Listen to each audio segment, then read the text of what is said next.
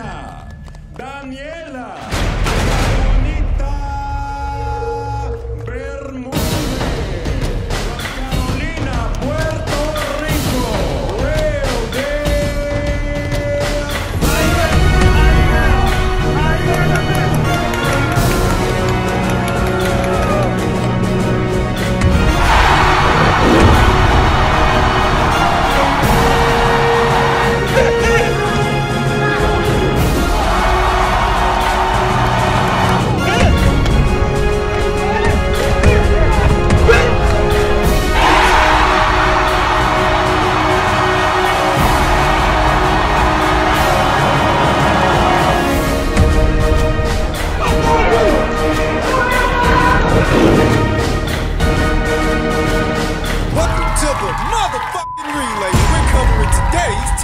news. Okay, we'll start with this. Well, the welterweight rank standings are in by way of Ring magazine. At number 1, Ring has Errol Spence Jr. At number 2, Terrence Crawford. At number 3, Manny Pacquiao. At number 4, Keith Thurman. At number 5, Shawn Porter. At number 6, Yordenis Ugas. At number 7, Danny Garcia.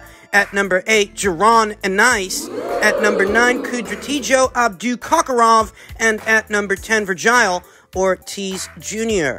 And these are divisional rank standings. Unlike what you get from the alphabets. These aren't the 10 best guys or the 15 best guys in the WBCs, the WBAs, the IBF, or the WBO's rank standings. These are the 10 best guys in the division, according to Ring Magazine, what has been dubbed for a long time as the Bible of boxing, though I think there is some blasphemy at work here. Manny Pacquiao and Keith Thurman shouldn't be number 3 and 4. I don't think so, and it's because both Manny Pacquiao and Keith Thurman are coming up on close to 2 years of inactivity, while Errol Spence Jr. saw action, Terrence Crawford saw action, Shawn Porter, Yordenis Ugas, Danny Garcia, Jaron Ennis, Kudratijo Abdukakarov, Virgil Ortiz. While all those guys saw action in the last 12 months, Manny and Keith have not. Danny shouldn't be number 7. Yet another issue I take with Ring Magazine's current top 10 rank standings for the welterweight division. I think that Danny Garcia, if he's on this list at all,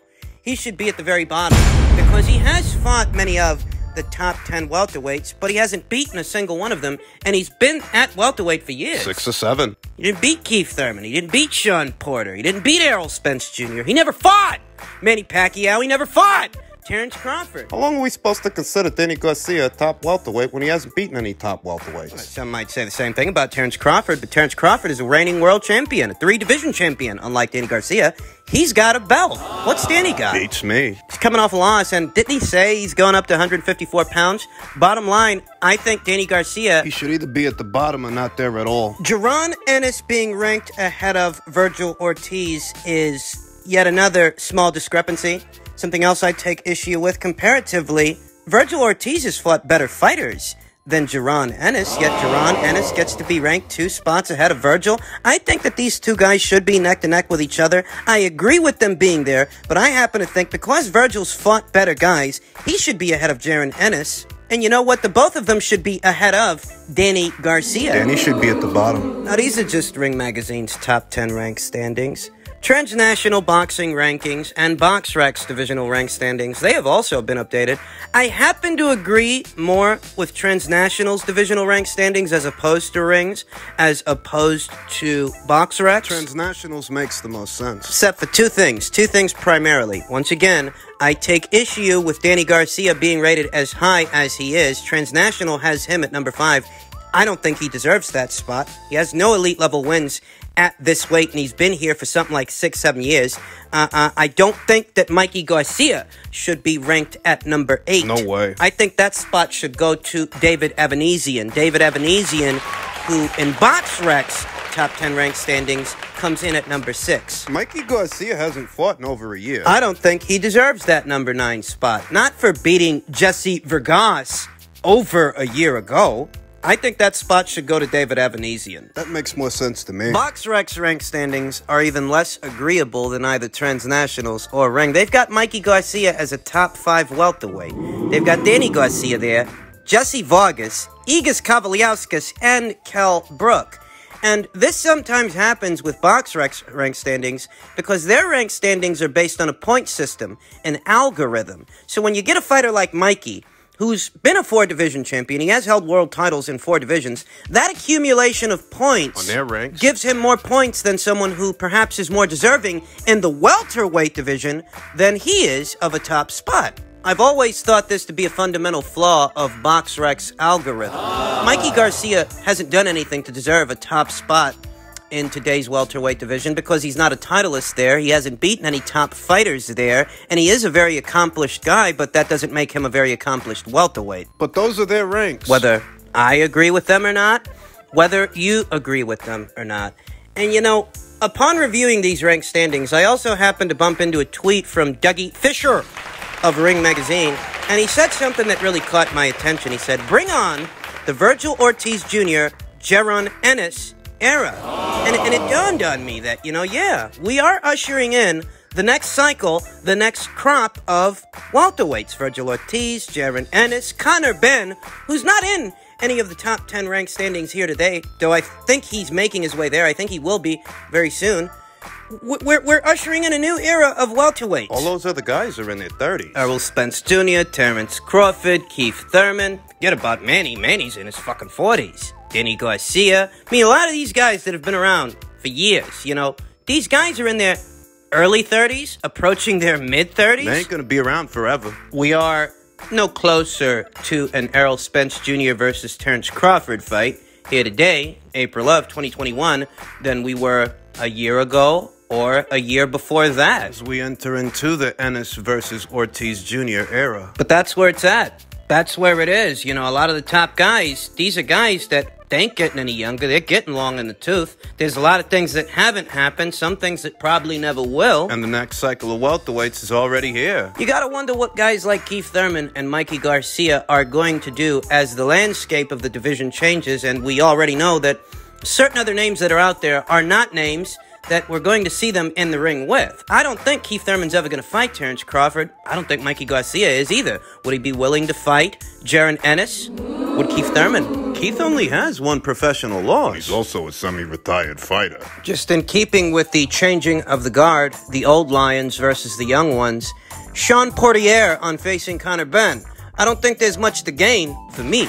He was quoted as saying, when you're getting in the ring and you're blazing through guys in a round or two, it's great. Porter told the Toe-to-Toe podcast on Sky Sports. It looks phenomenal, but you really don't know. You can use that and say, I'm just going to blow through those guys, but nobody blows through Sean Porter. Nobody blows through Kell Brook. Nobody blows through Errol Spence Jr. When that doesn't happen, you need to know that you've got some other tools in your toolbox and you can go to those things to weather whatever storm that we're going to bring you. That's what I say when Nigel Benn says, my son is ready for Sean Porter. My son is ready for Sean Portier. My son is ready for world championship contention. He's been through things yet in the ring. If he hasn't grown enough yet in the boxing ring as a professional, he certainly did not do it as an amateur, like Virgil Ortiz, Jaron Ennis. Those guys have been through the amateur program. They know all about it. It's only a matter of time before they get to the big time. There really isn't a reason I don't think there's much to gain for me, said Porter. Right here in this particular situation, something that not many people understand, especially the fighters, they don't really understand the business of boxing. The business of boxing says 8 years at world championship level contention does not get in the ring with 5 years of boxing professionally. There's no comparison there. If the phone were to ring, I don't foresee it happening. But if it were to ring, we would kind of lean with that right there. Sean's not receptive to a Conor Benn fight. Do I think that Conor Benn is ready to share the ring with Sean Porter? I dare say no. I think that Sean would be too much for young Conor. You have to understand that Sean has been in there with most of the top welterweights of the last, 3, 4, maybe even 5 years. He fought Kell Brook. He fought Keith Thurman. He fought Danny Garcia. He beat Danny Garcia. He beat Yordenis Ugas. He gave Errol Spence Jr. a hell of a hard time. Some people, if you ask them, they'll tell you they think he beat him. Conor's not ready for that. The problem here is that Sean is one of many fighters that have been around for a very long time now, especially in the welterweight division. He's one of many fighters that perhaps is not assuming the role of the old guard. That if fighters like Conor Benn and fighters like Jaron Ennis and fighters like Virgil Ortiz aren't ready to take over your spot, you have to prove that. You have to prove that in the ring. So maybe Conor Benn isn't ready. And I get that. I really do. I agree with that sentiment. Conor should be looking at the David Evanesians, the Mean Machines of the world, those kinds of guys. Maybe those kinds of guys for his next 2 to 3 fights. I don't think he's ready for Sean. But what about Virgil Ortiz? And what about Jaron Ennis? These are welterweights that are further along in their careers than Conor Benn is. How receptive is either Sean Porter, Keith Thurman, or Danny Garcia to fights with those fighters? Because if these are the top welterweights of today's welterweight division, Keith, Danny, and Sean. never mind the guys with belts. Jaron Ennis, Virgil Ortiz, and Conor Benn, they haven't earned the right to fight for a title. Never mind the guys holding world titles. Never mind the guys with belts. It's everybody else. Keith, Danny, Sean. These are the guys that the younger generation, the next crop of welterweights, should have to go through in order to earn a world title opportunity, get a world title shot. And therein lies a dilemma. Guys like Keith, guys like Sean, and guys like Danny are not receptive to fights with fighters like Jaron Ennis, are not receptive to fights with fighters like Virgil Ortiz, are not receptive to fights with fighters like Conor Benn. But they should be, because if you guys are the guys that represent some of the best and brightest fighters in this division, then you're the guys, ideally, these younger fighters should have to go through. And you might not want to do that because there's no financial incentive in it for you, but what else have you got going on? Keith's been out going on 2 years. Danny Garcia, he's made the decision that he's going to leave the welterweight division. So really, he shouldn't even be in this conversation. Sean, he's not going up to 154. He seems to be staying at 147 pounds, but to do what? Won't. Are you fighting Terrence Crawford? Are you? And if you're not fighting Terrence Crawford, who are you fighting? Because we know you ain't going to fight Errol Spence Jr. He's supposed to be unifying titles with Yordenis Ugas. What are you doing that you're too busy to take on a Jaron Ennis, to take on a Virgil Ortiz, or to take on a Conor Benn, who I don't think is ready for you, though all the same? What are you doing? You had time for Sebastian Formella. But you have no time for Conor Benn. None at all. I agree with what Sean Porter said, that nobody blows through Sean Porter. Nobody has. This guy's fought the best and brightest fighters at this weight for years, and he's given every single one of them a hard time. I don't actually think Conor's ready for a fight with Sean, but, you know, what Sean said, it doesn't make a lot of sense. How do you find the time to fight somebody like Sebastian Formella, but you got no time for Conor Benn? All right, do you have time for Jaron Ennis? Do you have time for Virgil Ortiz? Those guys, do you have time for them? Because somebody's got to fight them, and we know they're not about to fight each other. I wouldn't mind if they did. But you and I both know that's not the case. That's not what's going to happen next for both of those fighters. Both of those fighters are looking at guys that are more experienced and more established than they are. Guys like Sean. Guys like Keith. Gatekeepers like Danny Garcia don't want nothing to do with this next generation. That's what Danny Garcia is. That's what he is. He's a gatekeeper. He's a guy who can make it a fight, but he'll come up short in his biggest moments. He'll come up short in his biggest fights. That's what his welterweight campaign has been comprised of. Danny is seeking refuge at 154 pounds. He's not going up to 154 to fight guys like J-Rock, guys like Jermel, guys like Brian Castano. He's going up there to seek refuge from what guys might come after him at 147. He'll fight blown up welterweights up there at 154. You and I both know that. Of the old guard, that leaves Sean and Keith. Keith hasn't even rebounded off the loss to Manny Pacquiao yet, close to 2 years ago. But Sean has seen action in the last 12 months. He fought Sebastian Formella last year. I don't think he's strapped for cash. He has a rather successful podcast here on YouTube, and he's been doing some commentator work for Ring City USA, so he's not strapped for cash, I don't think. I don't think he's desperate. But you know, he's not retired.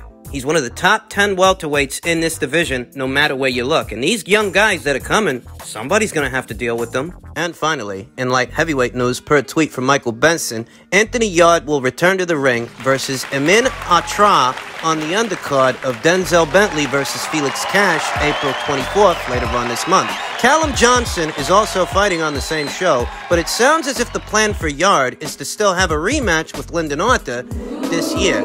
And when it comes to this Atra guy, he's got an unbeaten record. You know, he has no career blemishes yet, but that could be because of the level of competition he's been facing. You're talking about a lot of guys who've got upside-down records. He hasn't fought any world-level contenders, much less world-level champions. No way. This guy.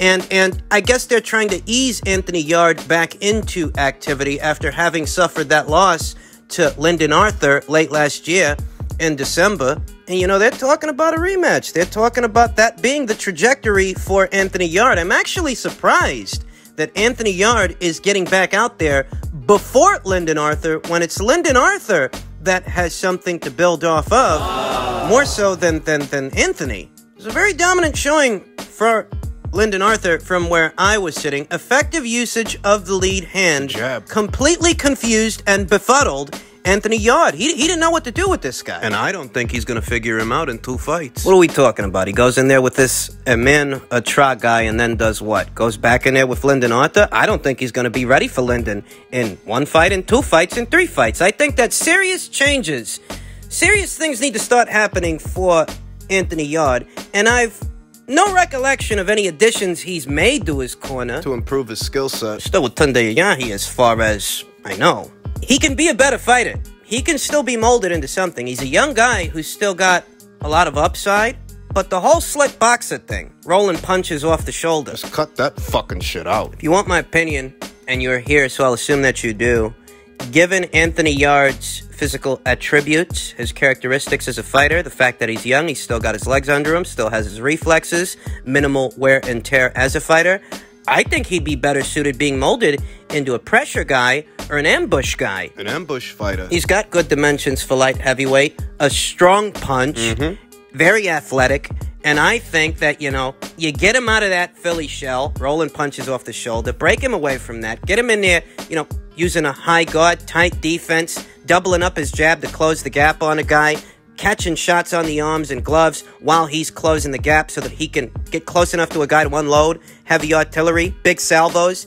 I think that would be a better base style for Anthony Yarde than what he's been doing. It's going to take the right trainer. And they need to move on that. Because Anthony Yarde's 29 years old. You know, he's not the oldest guy around, but he definitely ain't the youngest. And if serious changes are going to happen, they need to start happening now because he's lost enough time. He was blowing through pedestrian-level competition for a while. You can look fucking great. You can look sensational against pedestrian-level competition. But look at what a guy did to you. A guy that had a good jab. You know what they say. Good right hand, take you around the block. But a good left hand, that'll take you around the world. And that's what Lyndon Arthur had. That shut Anthony Yarde down. I think serious changes need to be implemented to Anthony Yarde's corner if he is to find any success at all moving forward. Because it's clear by now that what he's been doing, that simply won't do. That simply won't work. And if they're talking about sticking him back in there with Lyndon Arthur... Why? For what? So he could lose the rematch? Build him up for a Callum Johnson fight. That's a fight that's sure to have a pleasing aesthetic, because both of those boys, they can bang. They can punch.